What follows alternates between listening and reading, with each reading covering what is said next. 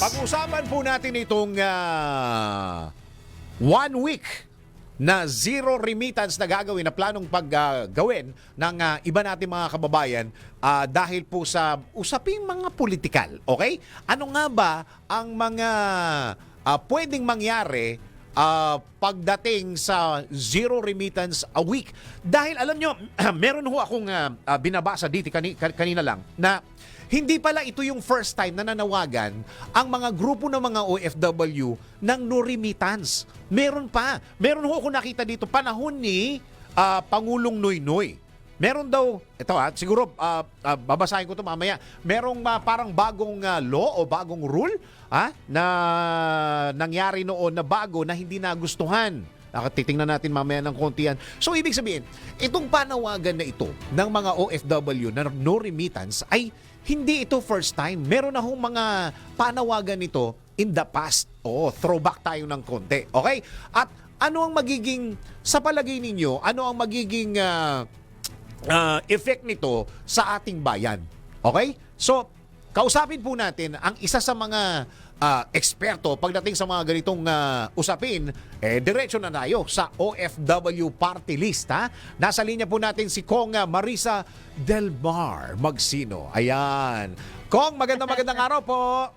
Magandang araw, kapatid Dennis. Kamusta kayong lahat dyan? Sa lahat ng OFWs natin all over the world, magandang araw po sa inyong lahat. Ayun, sabi ko nga, tawagan nyo nga si Kong Marisa Del Mar Magsino. Yes. Diba, natatandaan pa namin yung tono mo na yun, Kong. Yan. Of course. Okay. DWIC.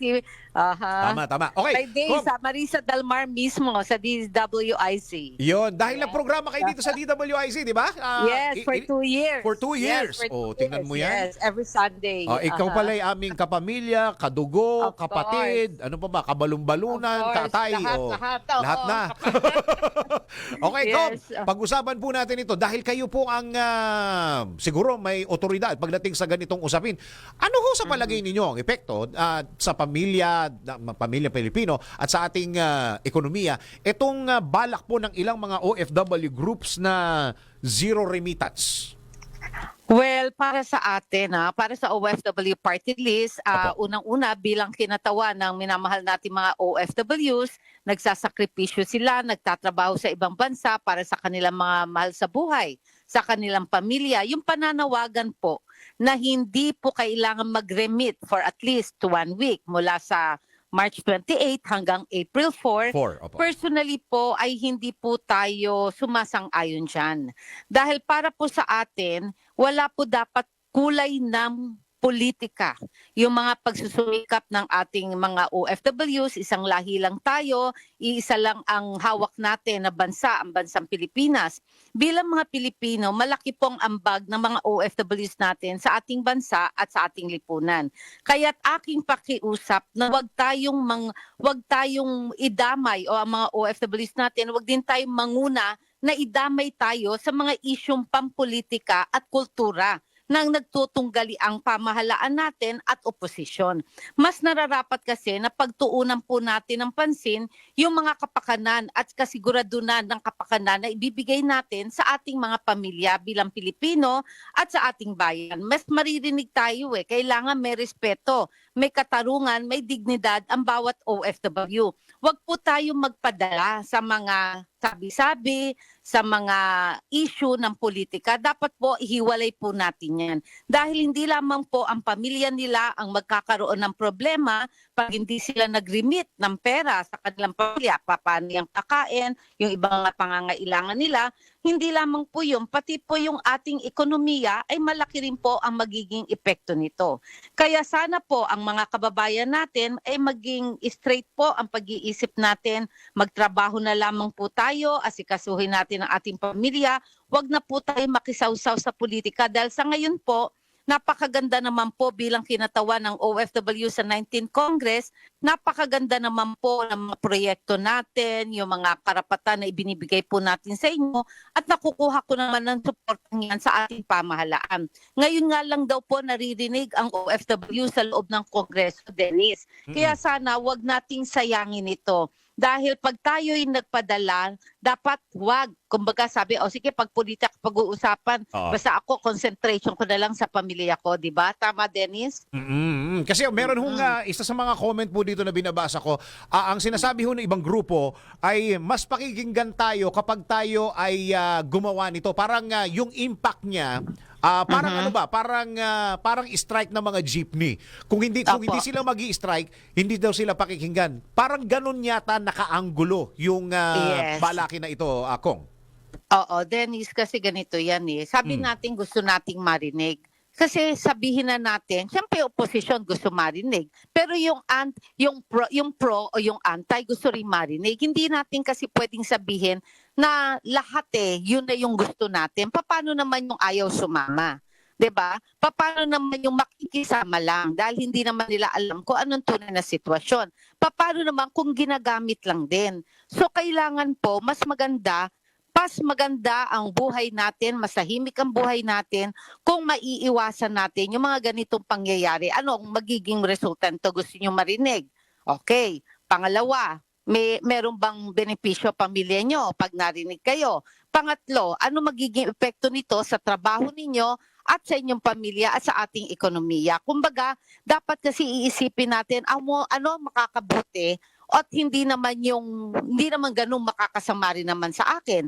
Yung benepisyo na matatanggap ko at ng aking pamilya, syempre tayo more on family. Pangalawa yung ekonomiya natin dahil isipin natin first family, di ba? Ano mangyayari? Pag nagpadala tayo sa ganito, mahihirapan po tayo. Lahat po ng sasabihin sa atin, syempre lahat maganda, lahat masama. Dapat po may sarili tayong desisyon.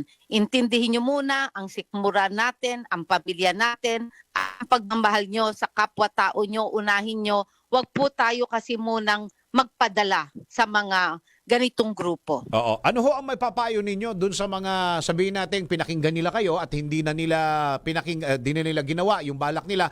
Ano ho ang dapat nilang gawin para daw sila ay marinig pagdating sa usapin ng politika, Kong? Ganito naman po yan eh. Kung ano naman po, open naman po tayo. Sa OFW Party List po, open tayo sa lahat ng inahing. Sa lahat ng mga concerns, mga requests, lahat ng mga kuro-kuro. Pwede naman po yan pinag-uusapan opinyon.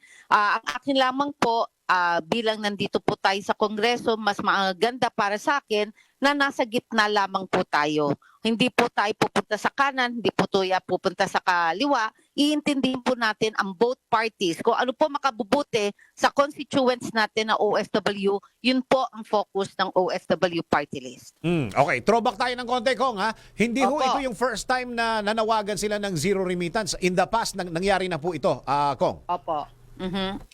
Nangyari na po yan that time. I don't see na naging very effective po yan in the past. Although noong mga panahon na yon, Opo. wala pa naman po tayo sa politika. Host pa po tayo ng television show na Buhay OFW TV, World Class Kababayan. But the thing is, hindi naman po ito nagkaroon ng napakalaking epekto. Hindi Okay. po. Kumbaga, ang nangyari lamang po parang napakabilis lang po ng pangyayari na after how many days nakalimutan na rin po. So, anong impact ang hinahanap natin? 'Di ba po? Yung kailangan natin stability eh. Oo. Billion ho yung pinag-uusapan natin na contribution ng OFW sa ekonomiya natin, Kong, no? Aba, napakalaki. Oo. 38.34 billion Oo. US dollars. Yun. 2024 yan. 2024. Oh. Kaya nga po, sinasabi ko na ito po ay malaki pa po sa isang ahensya ng ating gobyerno na inireremit po sa ating treasury. Kaya nga po, ang aking panawagan bilang kinatawan ng OFW Party List, maging mapanuri po tayo, mag-isip po tayo ng maayos, unahin po natin ang sarili natin. Hindi po ito long-term solution at hindi po ito makabubuti sa inyo, sa pamilya nyo at sa ating bansa. Iisang bansa lang po meron tayo. Mahalin po natin ito. Iyon.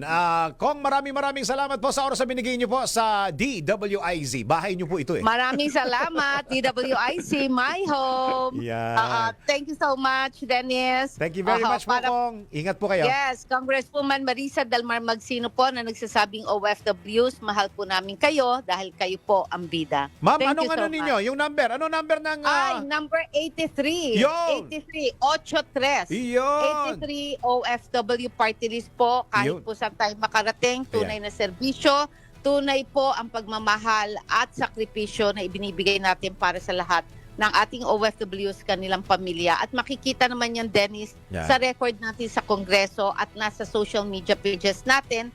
Tri-media po nakikita na hitik ang serbisyo natin for the past Congress ng 19th Congress. Iyon. Okay, maraming salamat, Kong. Yes. Ingat po kayo. Stay beautiful. Thank you. Yes, thank you so much. God bless you. Thank you too. God bless, DWIC. Bye. OFW Party List sa Congresswoman si Marisa Delmar Magsino. Ronda Pilipinas.